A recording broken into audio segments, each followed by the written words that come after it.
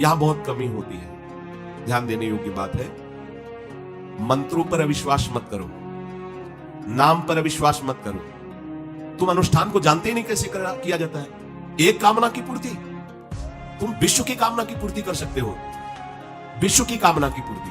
बोले आप क्यों नहीं कर लेते? क्योंकि हम विश्वात्मा की कामना किए हुए हैं, हम विश्व की नहीं। हम जिस बात की कामना किए हुए उसके लिए विश्व का विस्मरण करना है। मन मन की रुचि जान नेह विधि अनुसरे। हम प्रियालाल के मन की बात जानकर उनकी सेवा में रत होना चाहते हैं। नहीं, नाम और मंत्र में इतनी ताकत है, आप उसको समझ नहीं पाए।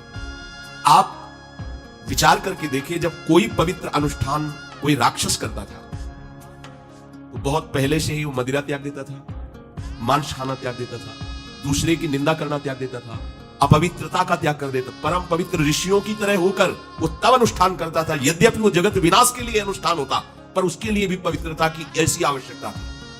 अब आप बेविचार करो, शराब पियो, मांस खाओ, गंदे आचरण करो और बोलो हमने राधा राधा कहा लेकिन काम नहीं बना। वो बोल रहे थे कि कितना भी बड़ा संकट हो, फिर बोल रहे हैं। अगर भयानक से भयानक विपत्ति को ऐसे नष्ट कर दे तो बता देना, कृष्णाय वासुदेवाय हरे परमात्मने प्रणतः क्लेश नाशाय गोविंदाय नमो, इसका जप करो। और जब तक तुम्हारा काम पूरा ना हो जाए ब्रह्मचर्य से रहो, झूठ मत बोलना, मदिरा मत पीना, मांस मत खाना, और ना काम हो जाए तो मैं बताना कि भारी से भारी विपत्ति का नाश करके भगवान श्री कृष्ण का आश्रय उसे ऊंचे उठा देगा, इस जगत की धरा से उठा देगा। विश्वास करो। आप मदिरा पियो, मांस खाओ, बेविचार करो, सोचो 1,00,000-2,00,000 महात्मा को दे देंगे, हमारी कामना पूरी हो जाएगी। बिल्कुल भूल में मत रहना। आपको संशय होता है नाम पे, संशय होता है मंत्रों पे, संशय होता है शास्त्र के विधान पर। आप चलते हो शास्त्र विधान से? कहां चलते हो? अरे हम जब कह रहे कोई राक्षस भी अनुष्ठान करता था तो वो इन नियमों का पालन करता था।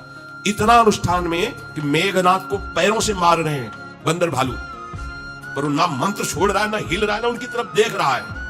इतना सहनशील होना चाहिए अनुष्ठान के लिए।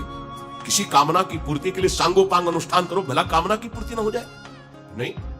आप शास्त्रों में पढ़ के देखो, संतान उत्पत्ति के लिए कैसे व्रत, पयोव्रत का कैसे अनुष्ठान किया। पवित्र रह करके इतनी इतनी मात्रा में ये आहार लेना, इस मंत्र का जब भगवान गर्भ में आ गए, क्या चाहिए तुम्हें? भारी से भारी विपत्ति को दूर करने के लिए आर्त भाव से पुकारो भगवान को। तुम्हें धनी बनना है, अनुष्ठान कीजिए।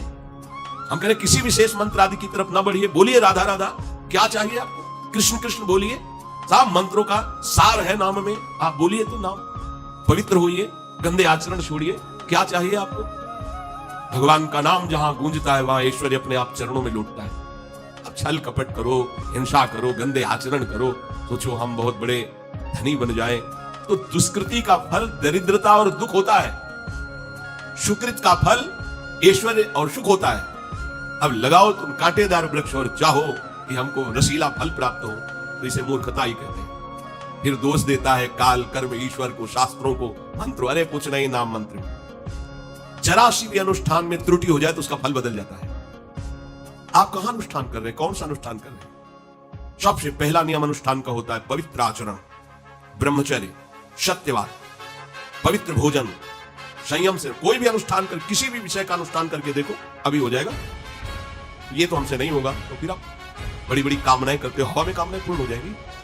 किसी की भी किसी का भी महाबली या तेजस्वी पुत्र पैदा हुआ, उसको देखो कैसे रहा है, उसके माता पिता कैसे आचरण किए।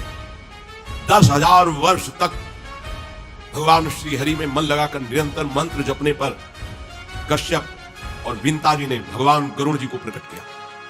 भगवान गरुड़ श्री हरि के वाहन, प्रथम पुत्र अरुण जी जो सूर्य के सामने बैठे हुए हैं, सारथी बने 10,000 वर्ष। करदम जी भारी तपस्या करके पत्नी प्राप्त कर रहे हैं, तो भगवान स्वयं कपिल देव जी के रूप में अवतार ले रहे हैं। बिना भजन के, बिना पवित्रता के, बस कामनाओं की पूर्ति, हवा में कामनाओं की पूर्ति हो जाएगी।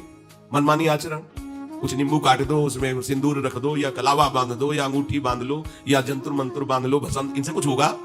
कुछ नहीं होगा। राधा राधा राधा राधा राधा, जो कर चाहोगे हो जाए, पर पवित्र आचरण, साथ में पवित्र आचरण। एक किसान भी अन्न बोता है तो खेती को तैयार करता है।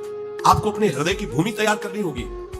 कामना पूर्ति के लिए ऐसे थोड़ी चला जाता है। देखो ना, ऐसे एक चपत लगा दी सुरुचि ने, क्योंकि उसकी रुचि के खिलाफ हुआ।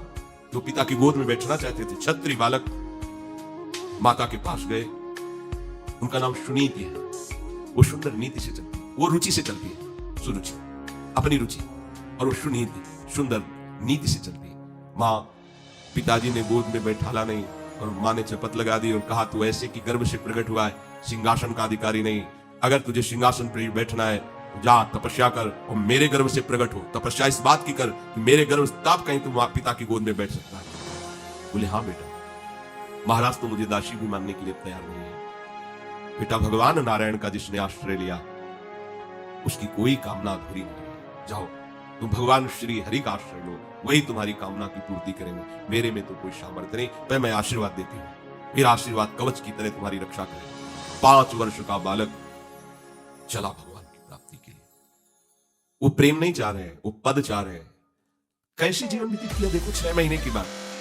बोले 6 महीने में क्या? 6 महीने एक छोटा सा बालक इतना कष्ट सह रहा है। 6 महीने तो बहुत समय हो गया। भगवान तो इससे भी बहुत करुणा में एक आर्त पुकार में उपस्थित हो जाते हैं। एक बार जिन नाम ली हित सो होयति दीन।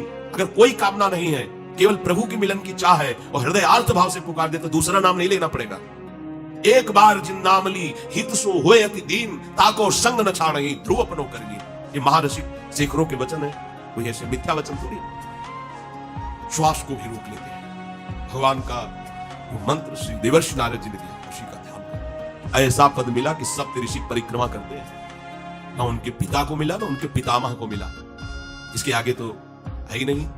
वो तानपाद महाराज मन ब्रह्मा, बस ऐसा पद मिला कि किसी को पद नहीं मिला। पर आप देखो कामना की पूर्ति के लिए कैसे निष्ठावान होकर के, प्राणों को समर्पित करके भगवान की बीड़ी सिगरेट पियो, प्याज लहसुन मांस मछली दुनिया की दली दुनाई करो, हाँ हमारी कामनाओं की पूर्ति हो जाए। बकवास करते हैं लोग आके। परमार्थ को एक हंसी बना दिया है, एक मजाक बना दिया है, संतों को एक नाटक बना दिया है, संत मार्गों को एक उपहास का स्वरूप बना दिया है। हमारी कामना की पूर्ति कर दो। उनका जीवन कामना की पूर्ति के लिए तुम्हारे अरे तुम्हें निष्काम करके भगवत साक्षात्कार कराने के लिए कि छोटी मोटी जिनमें तुम फंस कर तुम्हारी दुर्गति हो रही उसी में और बढ़ावा देने के लिए। पर संसार तो अपनी बात मानता है, उस ना शास्त्र की बात मानता है ना संतों।